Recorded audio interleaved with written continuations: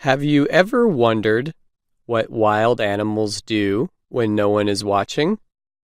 Scientists have been able to document the private moments of wildlife with leading-edge technology. Low-cost, dependable, and small modern cameras amount to a big help. Cameras placed in hard-to-reach places have captured images of everything from small desert cats called ocelots to larger snow-loving felines called lynx in the northern Rocky Mountains.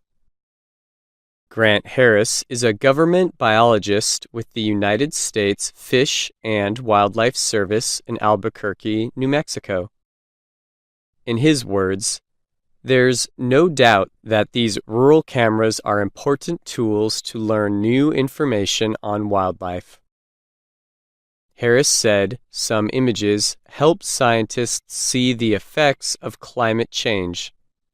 For example, the desert animal javelina and the tree-loving quadamundi have been caught on cameras north of their normal habitat. Harris said this could mean global warming is expanding their range northward. Researchers with the Wyoming Migration Initiative, or WMI, are among those using rural cameras along with global positioning systems, or GPS. They attach GPS devices to elk, mule deer, and antelope in and around Yellowstone National Park. Then, they can record their movements or migrations.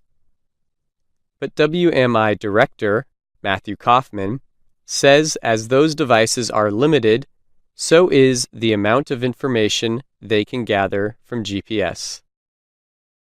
You see one animal migrating. You don't know if it's migrating by itself, if it's migrating with a calf, or if it's migrating with 40 other animals, Kaufman said. However, cameras can be left in very rural areas for days, weeks, or even months. They can provide information on how many animals are moving over a given period of time, he said.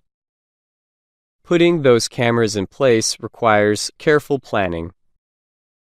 There's this tension between subjectivity in where you put your camera and where it's statistically sound, Harris said. Sometimes humans appear in the images. I've seen people moon cameras, and that's always funny, he said. Rural video can show details about animal behavior, such as the calls made by migrating mule deer. Also, some cameras live stream animal life, showing everything from bison in Saskatchewan, Canada, to the underwater kelp forest off of California's Channel Islands. However, rural cameras have their problems too. Animals, such as wolverines and bears, sometimes attack them. Scientists do not know if the attacks are the result of anger or interest. Also, the devices have become popular tools to help hunters look for animals.